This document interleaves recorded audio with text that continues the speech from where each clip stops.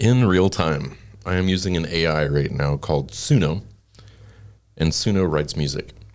And if anybody has listened to the awesome jingle that we've got for Quick Hits, Yep. that's what did it. Yeah. I'm not that creative. I wrote a prompt. I was going to convince everyone that was Vincent playing drums. Oh, well, I mean, of course Vincent played drums, but otherwise AI. So I've got Suno pulled up here, and here's my prompt.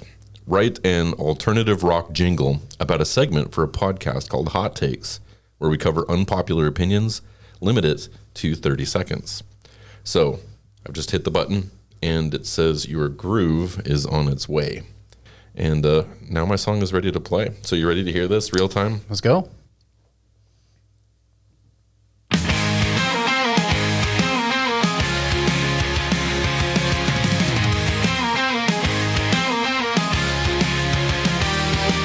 Step right up, it's time to clash. Where opinions burn like fireworks flash. Hot takes, sharp as a knife. Unpopular thoughts that cut through the hype.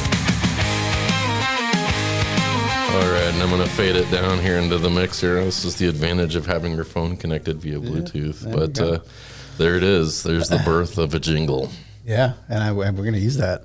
That's great. Skynet. And now it's the same. It's Skynet. That's hey, it's the same singer from our Quick Hits. We've got an exclusive contract with the guess. AI that will kill us all. I guess so. You are listening to the Soapbox. I'm Paul. And I'm Eric. This all started out with a list. What's that all about? So I've compiled a list over the years of things that just bother me, things that grind my gears. And I shared that list with you. And I thought, you know what? That would make interesting conversation. Sometimes I'm going to want to agree with you, and it's just going to be something we talk about. Other times, though, I'm going to want to steel man the opposite position because I think that's just interesting conversation. Yeah, and keep in mind, I'm always right, but Paul's just a really good debater. Hey,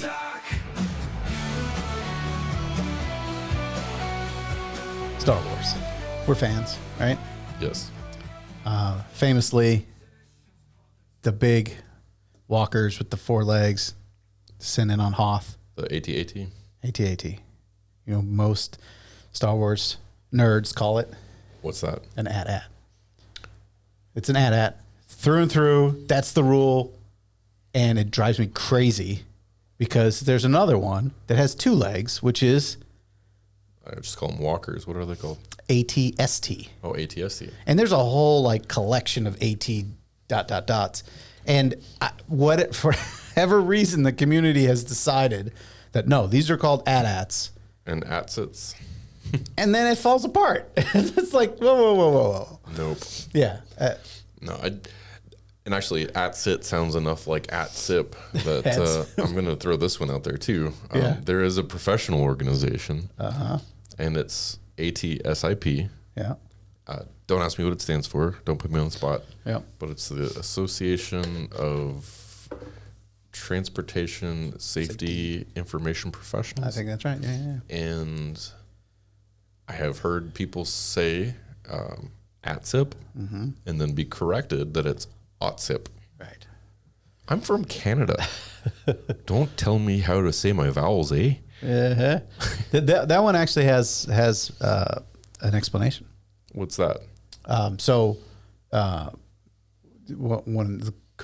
One of the people in leadership with OTSIP is Tara, Oh, not to be confused with Tara. Tara. So I think So she she's likes the soft A.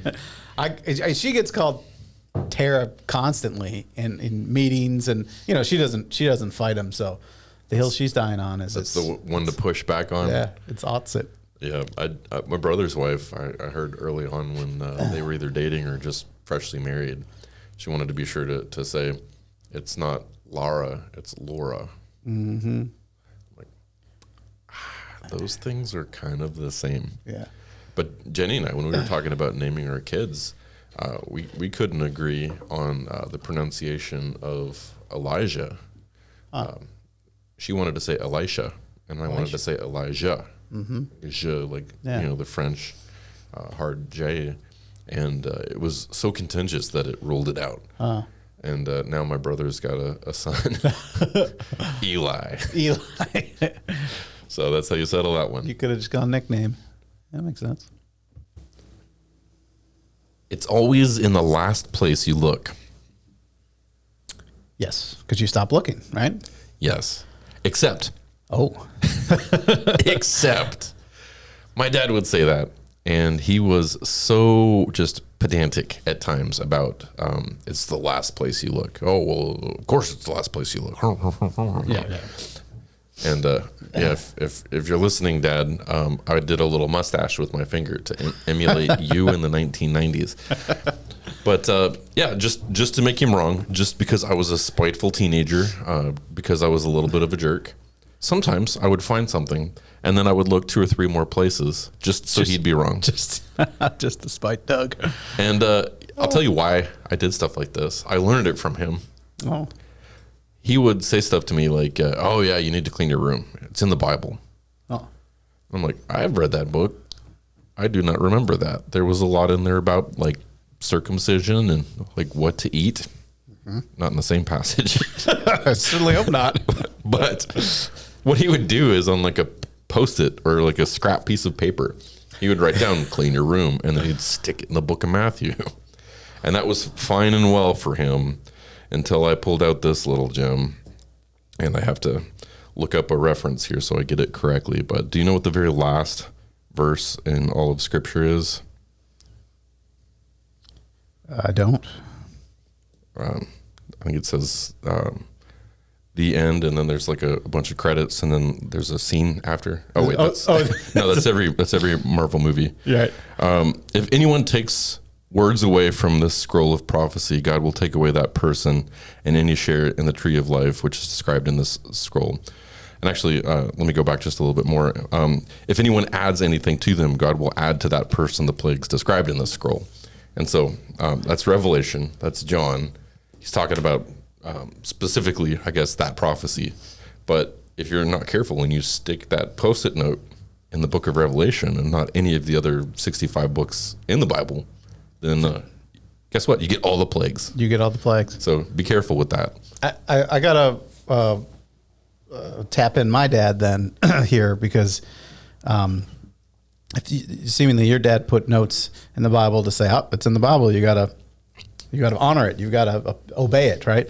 If that's the case, we were thumbing through a Bible in on the shelf in my dad's office, and you know, my dad's not a religious man, and we were actually looking for Ezekiel 25:17, which I'm not one for quotes. Tell me. wow, okay, it's from Pulp Fiction, right? Oh, okay. It's what was spoken before. This is the shadow of death one. Walk through the shadow of death. Exactly, I fear no evil. Okay. Yep. So, and we wanted to. We had heard that it wasn't exactly what was spoken in Pulp Fiction.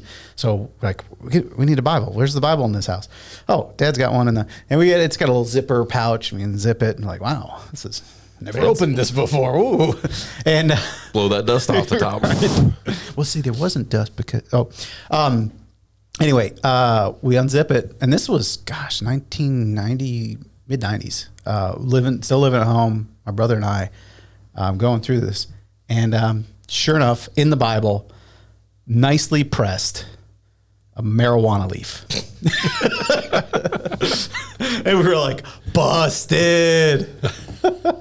But the leaf, right? Not the bud. I mean, yeah, it's not the bud, and it's whatever. But it's still like, Dad, what's going on here? There's one other scripture that comes to mind. Then it's like describing prayer, and it says like incense up to heaven, so is the prayer of the righteous, or something to that effect. So maybe he was extra holy. Maybe he got his frankincense and his myrrh confused with his sticky icky. Walking on campus. Hate it. Yeah. I've been doing it on this campus since the mid-90s. Back in the 1900s. The 1900s. Hang an onion on your belt. Dance the Charleston. It's gotten a lot harder. How so? I think it's a function of people on their phones not paying attention. Scooters we've talked about too, zipping in and out of pedestrian traffic. But I think there's something else to it that, like, when I was in, high school, even middle school, people generally walked one direction on the right, and Kind of followed the American traffic laws. yeah, and I feel like now it's just all over the place. I actually have mild anxiety walking on campus. Blame globalism. Yeah. Oh, Yeah, we've got all these left hand side of the road drivers. How many countries is that? Like Australia and England? I have no clue. I think Ireland. Maybe it's I like know that because my in-laws almost died. I think there are only just a handful of countries. I think that are. I'll tell you this. Not quite the 1900s because I'm a more of a spring chicken, even though I don't look it. It's not about the mileage. It's about how hard those miles are, okay? But I remember consciously making a decision. This would have been circa 2001, 2, 3, somewhere in that range, where I was an undergraduate student here at the university, and people just assume that they are the person that is entitled to occupy the space that they are in and the space they intend to be. Mm-hmm. And we're going to do a whole podcast on this at some point, main character syndrome. Right. People believe that the rules only apply to other people and not to themselves. But I made a conscious choice to just stiffen up my shoulder and just exercise that hockey player mentality and just start plowing through people that were aggressively taking more than their fair share of the right of way. Do you find it helpful to purposely not pay attention to them to where you're acting like I'm just walking, I'm not paying it? No, or you I make eye contact. I establish that this is going to happen. Mm-hmm. And again, you could make eye contact back then because they weren't staring at their phone. Right. Probably that's a bully tactic now because they don't even see it coming. But just to let people know, get out of the way, yield a little bit. And I'm not doing this, to bully other people. Mm-hmm. I wanted to give a good wide berth for folks to be able to pass. But some folks they just own it. They just want that space for themselves. And so for just a fraction of a point of my life, I thought, okay, I'm going to punish that behavior. It's interesting because I remember, I don't know if it's probably middle school, maybe it was high school. And I went to 3 different high schools. So, popularity, the different cool kids were different in every school, I feel like. So, I had weird, just all kinds of experiences. And one of them I remember was maybe as freshman, sophomore, there was a whole lot of that, like shoulder checking. And, I was, at that age, I was pretty little, and I'd have to get out of the way. Because you were the recipient of the hard shoulder. And I don't think you use that with malice, but I do think that some folks just need to know, get out of the way. But the weird thing for me, though, is by the time I got to be, junior, senior, I was, bigger, wider shoulders. Then it stopped. Then no one was doing it. And I always attributed to, by the time I got to college campus, you never saw that. Because you'd see it at high school as a, like a pubescent, bucks locking horns sort of attitude. And then as soon as I got to college, it was like everyone was done with that game. And I think it was like I don't know, growing up a little bit. Maybe it was I'm glad that we're grown up. I get to push a button. We talked on the way over here as we saw someone frantically jogging, seemingly to get across the street because there's a green light. Yeah, this wasn't just a jog. This was somebody that wasn't running recreationally or for exercise. They were in a hurry. Hustling, frantic. I think you even said he probably has to poop. So I mean, let's just always assume that and get out of the way. Yeah. But it's interesting. You can see someone in running gear, and they're on the sidewalk and they're running and they're, headphones, whatever, and it looks it's normal. But you see someone in a completely different attire, and it kind of looks like a crazy person. Yeah, they look like they've either not planned their day well, or like they're just a bit unhinged. Yeah, and I think about it in comparison to someone who's speeding. You see someone speeding, I mean, you could think unhinged, but since speeding is such a unfortunate, prevalent thing that everyone does. I mean, I hear people teaching kids, oh yeah, just you can go 9 miles over and then you won't get a ticket, whatever Yeah, I've heard 5, but Yeah. same idea. Yeah. This is how much you can break the law. Yeah. So there's something kind of magical about being in street clothes and running that makes you look unhinged, look crazy, look like you messed up. And I've thought about a hack. All right, so you're at the airport. You've got 2 hours of a layover. You want to get a little exercise, so you walk. Outside of the fact that you don't want to stow your luggage, I guess they have luggage lockers you can use. You lock up your luggage. Siren, take a shot. There you go, or go run, whatever. What if you wanted to get a nice exercise in, and you put most of your stuff in a little locker thing? Maybe have a backpack that's light. Maybe it's got some water in it, whatever. And then just start running as if you're trying to catch a flight and go all over the airport. I mean, you could get a 5K in 20 minutes. And really, I think there's another level where you're not going to look crazy. People are going to feel bad for you. Like, oh, poor guy's running late. I got to be honest. I don't get the 5K in at home. If I have to do it at an airport, full stop. Not going to do it. Okay. New segment. We were just talking about this on the walkover, and occasionally I will approach a room and I'll have some sort of opinion that just doesn't align with what everybody assumes everybody else feels, thinks, or believes. Right. And here's mine today. We were talking about some holiday centered around steak, and it was March 15th. March 14th. 14th. Yeah, you'll have to look it up. I'm not familiar with the holiday, but eating steak is part of this celebration. Yeah. And here's my hot take. Steak's okay. It's not the best. If I'm going to sit down and spend good money on food, steak's not my first, second, or even third choice. If people say, let's go to a steakhouse, I'll go. I'm not going to suggest it. Yeah. Will you go get a burger or chicken or? Yeah, I mean, I'm happy with the chicken tenders. I'm happy with the hamburger. I recognize that some people enjoy the finer things in life, but for me, that's just pearls before swine. I can't join you on this one. Steak's kind of the go-to, and I got a 13-year-old boy right now, and he would have steak every day right now. Now, is that because he's growing and he needs the protein maybe, or has he given into Big Steak's pressure campaign? Big Steak. I think the answer to that and the solution to your missing out on good steak is how it's cooked. Yeah. I've gone into this a little bit. Mm-hmm. I've gone the cast iron route. Mm-hmm.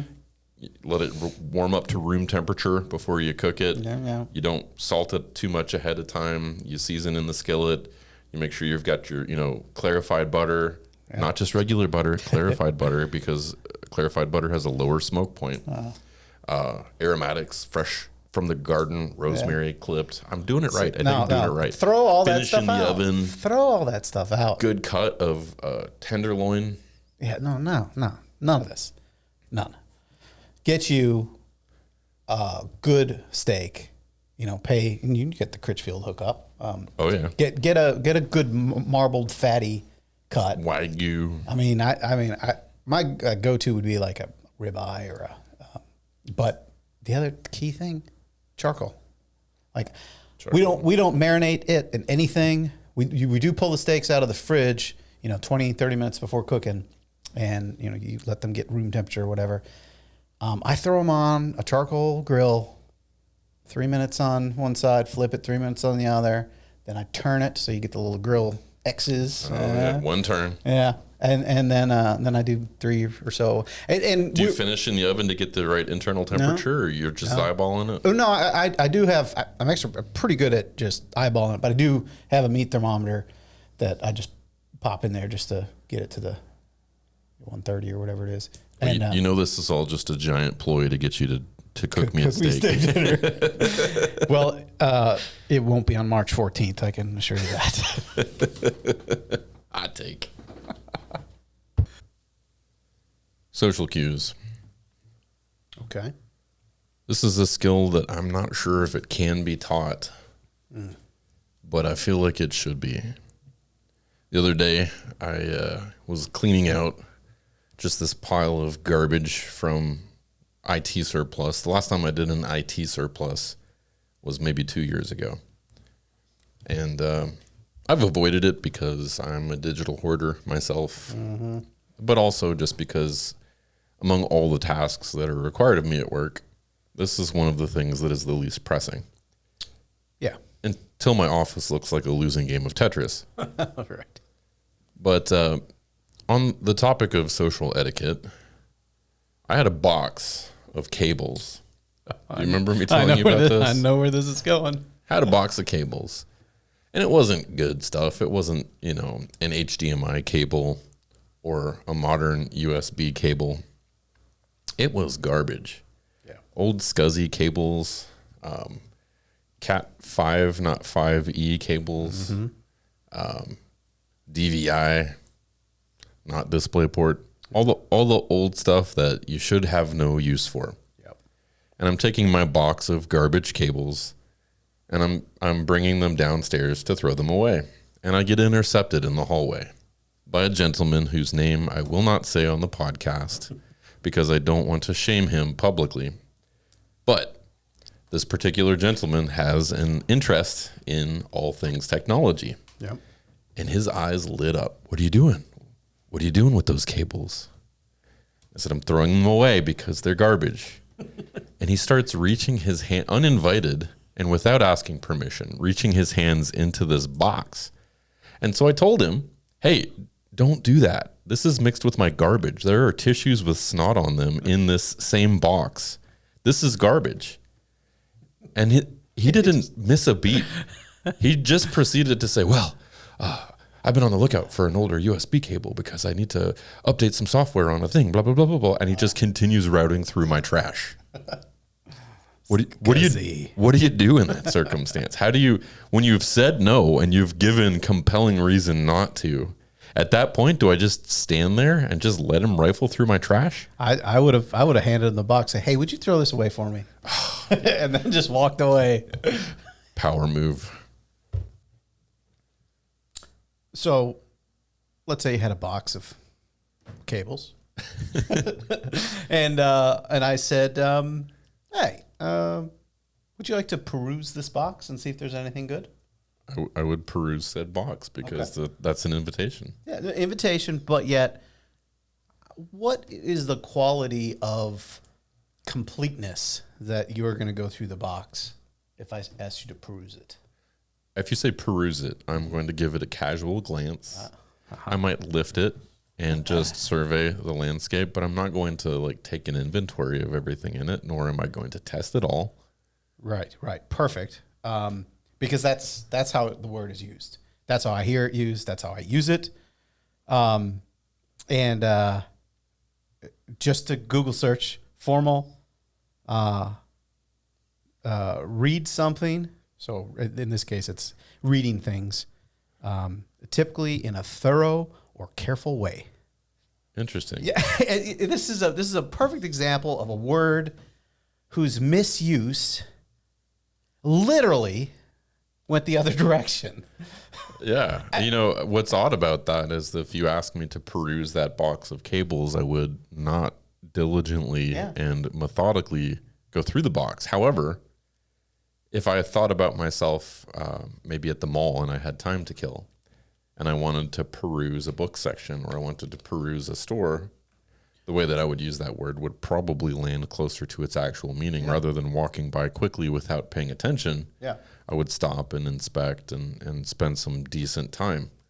So I think maybe we have a misunderstanding of the word's meaning, but also we accidentally use it correctly in some contexts. Yeah, and I could see that because certainly you're going to read the word, and context is a great example of you'll give the definition based on how it's used in the example, and maybe it's commonly used correctly in this context, and then it just got off the rails. But if you'd asked me what's a synonym for peruse, I would have probably said meander. Mm-hmm.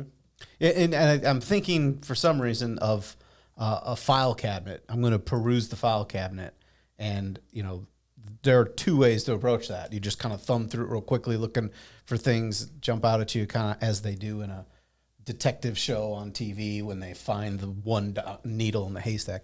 But peruse, we would actually be carefully going through one at a time. And I jokingly used literally because that's another word that just picked up. I almost said figuratively just for funsies.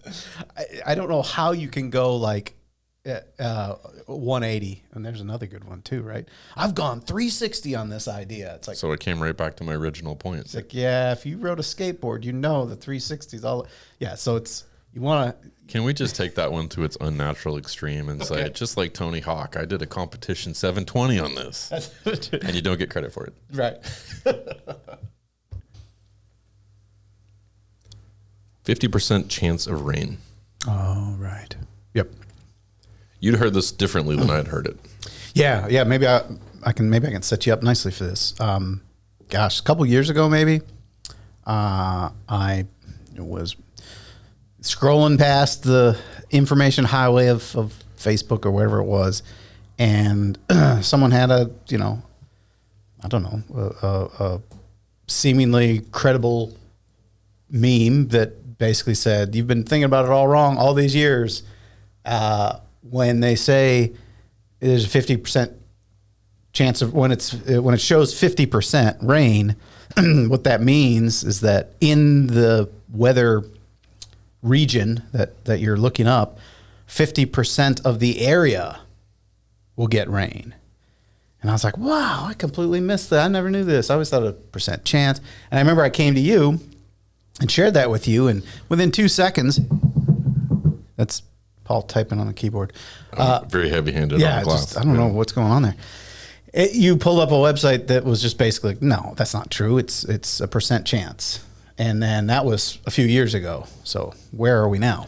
So most recently, I have seen a post from meteorologist Jim Caldwell, my guy, my fellow bald man commiserate, who said that when they display that chance, it's a function, and I don't remember if this was multiplied or how he came to it, but it was a function of viewership area that would likely receive precipitation. I think it was times the likelihood that they would receive it. And so if they said, okay, we've got a 90% chance of rain, this was like 90% as a function of total viewership area times the likelihood they would receive it. So if they say 100% chance of rain. Take a shot. Oh, yeah, sirens. Everybody's getting rain.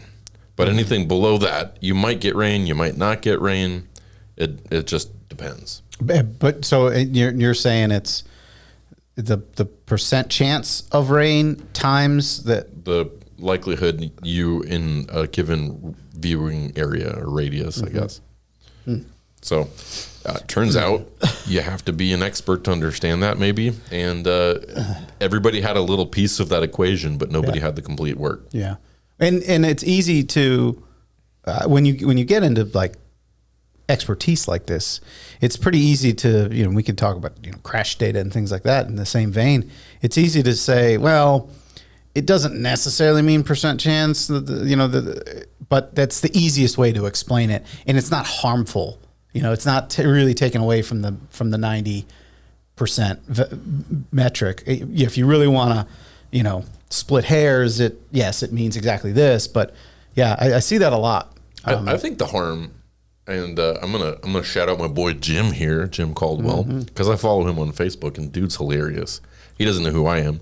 Let's get him on the podcast. That would be cool. Jim, if you're listening, or if we can tag you in this and you will listen, come to the podcast. We would have a blast.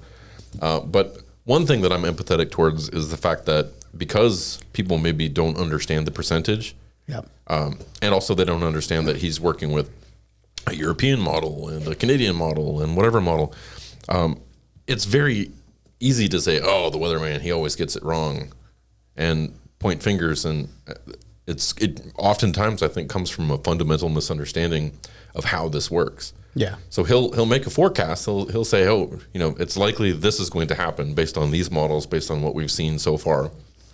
And then if he gives a percentage, well, now we have a little bit of